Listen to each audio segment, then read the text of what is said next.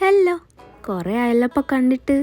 ഒരു വീക്കായിട്ട് എനിക്ക് നൈറ്റ് ഡ്യൂട്ടിയാണ് ICUവിൽ. അതുകൊണ്ട് രാത്രി ഉറങ്ങിയിട്ടിപ്പോൾ ഒരാഴ്ചയായി. 12 മണിയൊക്കെ കഴിയുമ്പോൾ നഴ്സിംഗ് സ്റ്റാഫ്സൊക്കെ പതിയെ പതിയെ സൈഡാവാൻ തുടങ്ങും.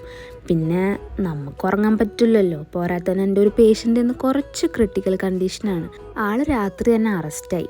CPR ഒക്കെ കൊടുത്ത് നമ്മൾ റിവൈവ് ചെയ്യാൻ ശ്രമിച്ചെങ്കിലും നടന്നില്ല. പിന്നെ രാവിലെ ആയപ്പോൾ ഡ്യൂട്ടി കഴിഞ്ഞ് ഇറങ്ങി.